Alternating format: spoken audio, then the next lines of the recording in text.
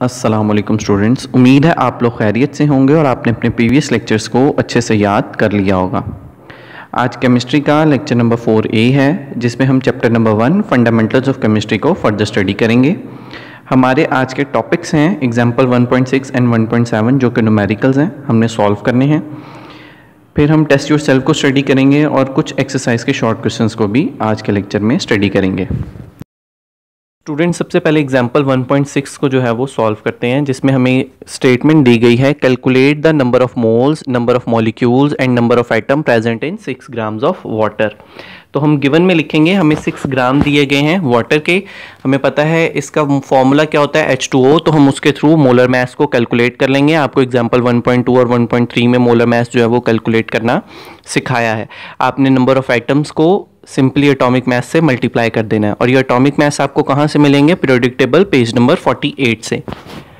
Simply 2 hydrogen थे, आपने 1.008 से मल्टीप्लाई कर दिया। एक ऑक्सीजन मौजूद थी, आपने उसका एटॉमिक मास यानी 16 से मल्टीप्लाई किया। जब आपने सॉल्व किया तो आपके पास आंसर आया 18 ग्राम्स। और आपके पास वाटर में टोटल एटम्स कितने मौजूद हैं? 3, 2 हाइड्रोजन के और 1 ऑक्सीजन का। जब आपने सम लिया तो आंसर आया 3, तो टोटल आइटम्स आपके पास 3 मौजूद हुए। इसमें हम 3 फॉर्मूलाज यूज करेंगे क्योंकि हमें 3 चीजें फाइंड करने के लिए कही गई हैं। पहला नंबर ऑफ मोल्स, दूसरा नंबर ऑफ मॉलिक्यूल्स और तीसरा number of atoms. Number of moles के लिए हम फॉर्मूला यूज करेंगे नोन मास ओवर मोलर मास, ये हम अपने प्रीवियस एग्जांपल में कर चुके हैं। फिर नंबर ऑफ मॉलिक्यूल्स के लिए हम जब नंबर ऑफ मोल्स ऊपर कैलकुलेट कर लेंगे नोन मास मोलर मास से, तो हम सिंपली नंबर ऑफ मोल्स को जब एवोगैड्रो नंबर से मल्टीप्लाई करेंगे तो हमारे पास नंबर ऑफ मॉलिक्यूल्स आ जाएंगे। और नंबर ऑफ एटम्स के फॉर्मूला के लिए हमने क्या करना है कि हमने अभी टोटल एटम्स काउंट कर लिए हैं जो हमने गिवन डाटा में लिखे थे 3, उसको हमने मल्टीप्लाई कर देना है नंबर ऑफ मॉलिक्यूल्स से जो हमारे पास सॉल्व करके आएगा। आइए अब इसको एक दफ़ा देख लेते हैं। स्टूडेंट, यहाँ पे मैंने आप लोगों को दोबारा फॉर्मूलाज मेंशन करके और समझाने की कोशिश की है, लेकिन आप लोगों ने जब इसको कॉपी पे नोट करना है तो आपने सिर्फ फॉर्मूला की हेडिंग में ही फॉर्मूलाज लिखने हैं, सोल्यूशन में फॉर्मूला लिखने की ज़रूरत नहीं है। तो नंबर ऑफ मोल्स का फॉर्मूला हमारे पास होता है नोन मास ओवर मोलर मास। हमने नोन मास की वैल्यू हमारे पास 6 थी, मोलर मास की वैल्यू 18। जब हमने इसको डिवाइड किया तो हमारे पास आंसर आया 0.33 मोल।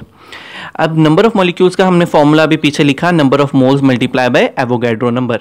0.33 हमारे पास क्या आया? नंबर ऑफ मोल्स, हमने उसे मल्टीप्लाई कर दिया एवोगैड्रो नंबर से, तो आंसर आया 1.98 मल्टीप्लाई बाय 10 की पावर 23। और फिर नंबर ऑफ एटम्स कैलकुलेट करने के लिए हमने टोटल एटम्स को नंबर ऑफ मॉलिक्यूल से मल्टीप्लाई कर देना है। हमारे पास नंबर ऑफ मॉलिक्यूल्स आए थे 1.9998 मल्टीप्लाई बाय 10 की पावर 23, जिसे हम 3 से मल्टीप्लाई करेंगे तो आंसर आएगा 5.9 मल्टीप्लाई बाय 10 की पावर 23। आपके पास ये तीनों वैल्यूज आ चुकी हैं जो कि हैं 0.33 मोल, 1.98 इंटू 10 रेज़ टू पावर 23 और 5.94 इंटू 10 रेज़ टू पावर 23। आपने इसे रिजल्ट में लिख देना है और बॉक्स में हाईलाइट करके मेंशन करना है। नेक्स्ट है हमारे पास एग्जांपल 1.7, जिसमें हमें स्टेटमेंट जो है वो दी गई है there are 3.01 into 10 raise to power 23 molecules of CO2 present in a container, calculate the number of moles and its mass.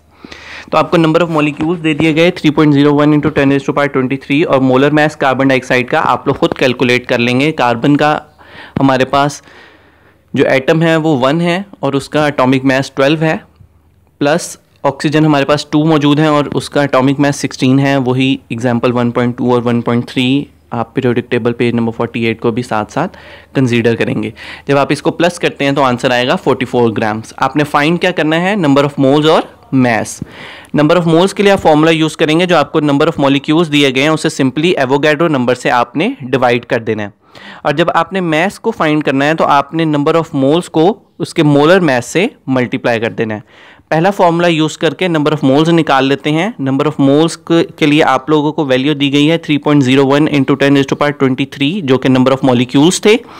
Avogadro number की वैल्यू आप लोगों ने याद रखनी है 6.02 इंटू 10 रेज़ टू पावर 23। जब आपने दोनों को डिवाइड किया तो आपके पास आंसर आया 0.5 मोल।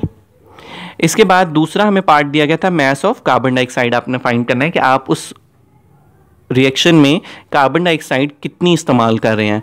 तो सिंपली आपके पास नंबर ऑफ मोल्स आ गए हैं 0.5, जो आपने अभी पहले पार्ट में कैलकुलेट किए, उसे सिंपली आपने इस 44 ग्राम से जो है वो मल्टीप्लाई कर देना है। आपके पास आंसर जो है वो 22 ग्राम्स आ जाएगा। स्टूडेंट, आप लोगों ने इसके रिजल्ट को भी अपनी कॉपी पे मेंशन करना है, दोनों आंसर्स को बॉक्स में हाईलाइट भी करके लिखना है। नेक्स्ट है हमारे पास टेस्ट योरसेल्फ 1.4। आइए इसे भी रीड करते हैं। What is relationship between empirical formula and formula unit. आपने रिलेशनशिप बताना है एम्पिरिकल फार्मूला और फार्मूला यूनिट में।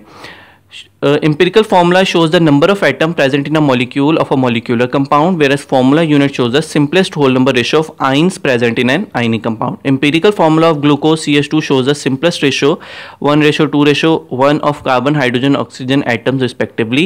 Formula unit of common salt shows the simplest ratio 1:1 of Na positive, Cl negative ions respectively. How can you differentiate between molecular formula and empirical formula? Empirical formula, it is the formula which shows the simplest whole number ratio of atoms present in a compound, or molecular formula, the formula which shows the actual number of atoms of each element present in a molecule of that compound is called molecular formula. आगे examples दी गई हैं, glucose की example repeat हुई है और molecular formula में molecular formula benzene का लिखा गया है C6H6। स्टूडेंट्स, आप लोगों के केमिस्ट्री के नोट्स आप लोग स्कूल से हासिल कर लीजिए।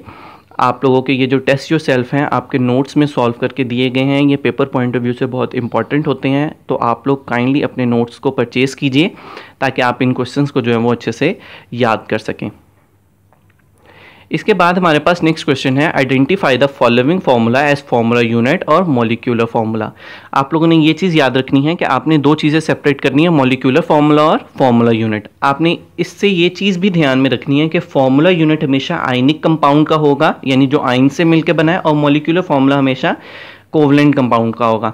तो फार्मूला यूनिट्स में हमारे पास जो दो फॉर्मूलाज आ रहे हैं वो हैं BaCO3 और KBr, जबकि मॉलिक्यूलर यूनिट्स में या फॉर्मूला में आपके पास आ रहा है H2O2, CH4, C6H12O6 और C12H22O11। इसके बाद नेक्स्ट क्वेश्चन है, what is empirical formula of acetic acid CH3COOH, find out it's molecular mass. आपने सबसे पहले एसिटिक एसिड का एम्पिरिकल फार्मूला लिखा जो कि है CH2O, और आपने इसका मॉलिक्यूलर मास फाइंड करना है, वही एग्जांपल 1.2 और 1.3 के अकॉर्डिंग। आपकी ये एग्जांपल्स बहुत इंपॉर्टेंट हैं, बार बार आप देख सकते हैं कि यूज़ की जा रही हैं। आप लोगों ने इन एग्जांपल्स को अच्छे से करना है, ये पेपर पॉइंट ऑफ व्यू के लिए भी इंपॉर्टेंट है। आपने सिंपली सबके मैसेज को जो है वो प्लस कर देना है नंबर ऑफ एटम से मल्टीप्लाई करके। तो आपने जब कार्बन हमारे पास 1 था 12 लिख दिया, हाइड्रोजन 3 हैं और इसका मैस क्या होगा 1, तो 3 को 1 से मल्टीप्लाई किया तो 3 आ गया। सी का फिर 12, 2 ऑक्सीजन मौजूद हैं, 16 + 16 लिख दिया। हाइड्रोजन 1 था, जब इनको प्लस किया तो 60 AMU आंसर आया। और फिर हमें बहुत सारे आगे फॉर्मूला मैसेज फाइंड करने के लिए दिए गए हैं, Na2SO4 का, ZnSO4 का और CuCO3 का, और ये बिल्कुल उसी एग्जाम्पल 1.2 1.3 के अकॉर्डिंग जो है वो सॉल्व किया गया। आप लोगों ने इनको अच्छे से प्रैक्टिस करना है ताकि ये आप लोगों को अच्छे से तैयार हो जाए। इसके बाद हमारे पास है test yourself 1.5, identify the following as diatomic, triatomic और पॉलीएटॉमिक मॉलिक्यूल्स। इसमें से आपने ऐसे मॉलिक्यूल्स अलग करने हैं जिनमें 2 एटम हैं, जिनमें 3 एटम हैं और 3 से ज़्यादा एटम्स हैं। तो डायटोमिक में हमने अलग कर दिए H2, 2 मॉलिक्यूल हैं, HCl, H एक और Cl दूसरा, और फिर CO कार्बन मोनोऑक्साइड। ट्राई में हमने 2 अलग की हैं जो कि हैं CO2 और H2O। आप गिन सकते हैं कि इसमें 3 एटम्स मौजूद हैं। और पॉलीएटॉमिक में हमने H2SO4 और C6H6 को अलग कर दिया। इसके बाद हमें नेक्स्ट क्वेश्चन दिया गया, identify among the following as cation, anion, free radical, molecular ion और मॉलिक्यूल। हमने इसमें से कैटाइन, एनाइन, मॉलिक्यूल और मॉलिक्यूलर आयन और फ्री रेडिकल को अलग अलग करना है। तो आपको मैं एक दफ़ा रिकॉल कर देता हूँ। कैटाइन जो है ऐसा एटम होगा जिस पे पॉजिटिव चार्ज होगा, एनाइन ऐसा एटम होगा जिस पे नेगेटिव चार्ज होगा, मॉलिक्यूलर आयन ऐसा होगा जिस पे पॉजिटिव और नेगेटिव दोनों चार्ज होंगे लेकिन वो मॉलिक्यूल होगा, और सिंपली मॉलिक्यूल पे हमारे पास कोई चार्ज मौजूद नहीं होता। और फ्री रेडिकल को हम ऊपर सिंपल डॉट डाल के मेंशन करते हैं। आपने इन साइंस को देख के कैटाइन, एनाइन, मॉलिक्यूलर आयन और मॉलिक्यूल फ्री रेडिकल्स को सेपरेट कर लेना है। Na पॉजिटिव था, हमने उसे कैटाइन में लिख दिया है, एनाइन में हमने सारे नेगेटिव वाले लिख दिए हैं, मॉलिक्यूलर आयन में हमने N2 पॉजिटिव लिखा, ये एक डाई एटॉमिक मॉलिक्यूलर आइन है, यानी इसमें 2 एटम्स मौजूद हैं और ये एक मॉलिक्यूलर आइन है। मॉलिक्यूल में हमने अलग कर दिए Cl2O2 और फ्री रेडिकल में हमारे पास आप अगर क्वेश्चन में देखें तो Br के ऊपर डॉट मेंशन है, वो हमने अलग करके लिख दिया। आप लोगों ने आंसर में भी डॉट लिखना है, यहाँ पे डॉट मेंशन नहीं हुआ हुआ। इसके बाद हम सॉल्व करेंगे अपनी एक्सरसाइज के शॉर्ट क्वेश्चंस। ये सारे शॉर्ट क्वेश्चंस आप लोग ड्यूरिंग द चैप्टर जो है वो रीड कर चुके हैं, तो इनको आप लोग अच्छे से पढ़ लीजिएगा। Define industrial and analytical chemistry.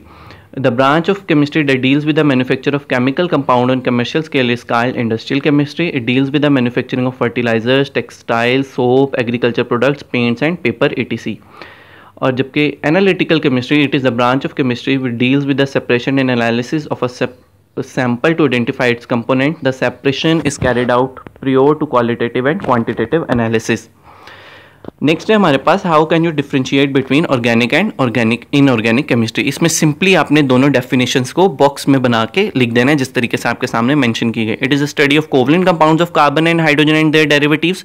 और इनऑर्गेनिक केमिस्ट्री में it deals with the study of all elements in their compound except those of compounds of carbon and hydrogen and their derivatives. और नीचे स्कोप दी गई है, this branch covers petroleum, petrochemical and industries. और जबकि inorganic की दी गई है, it is applications in every aspect of chemical industry, that is glass, cement, ceramics and metallurgy, castrations of metal from ores. Next question है हमारे पास, give the scope of biochemistry. The scope of biochemistry is very vast, its application are in the field of medicine, food science and agriculture etc. फिर next question, how does homogeneous mixture is differ from heterogeneous mixture. Mixture that have uniform composition throughout are called homogeneous mixture. Heterogeneous mixture are those which composition is not uniform throughout. Example क्या है, air और gasoline और soil और rock. इसके बाद student, what is relative atomic mass and how it is related to gram. ये आप question definition में भी कर चुके हैं और टेस्ट योर सेल्फ में भी कर चुके हैं। इसमें रिलेटिव एटॉमिक मास की सिंपली आपने डेफिनेशन जो है वो लिख देनी है। नेक्स्ट है हमारे पास एम्पिरिकल फार्मूला, ये भी हमने टेस्ट योर सेल्फ में किया है अभी। It is defined as the simplest whole number ratio of atoms present in a compound. For example, the formula of glucose is C6H12O6 and its empirical formula is CH2O। Next question है हमारे पास, state 3 reason why do you think air is a mixture and water a compound. Air is formed by the simple mixing up of N2, O2, CO2 and noble gases, where water is formed by the chemical combination of H2O and O2. Question में हमें कहा गया है कि हमने justify करना है कि एयर जो है वो एक मिक्सचर है और वाटर जो है वो एक कंपाउंड है। तो सिंपली इसमें पहला रीज़न जो दिया गया है वो ये है कि एयर जो है वो मुख्तलिफ गैसेस के मिक्स होने से बनती है, जबकि वाटर जो है वो H2O और H2 और O2 के केमिकल कम्बिनेशन से बनता है।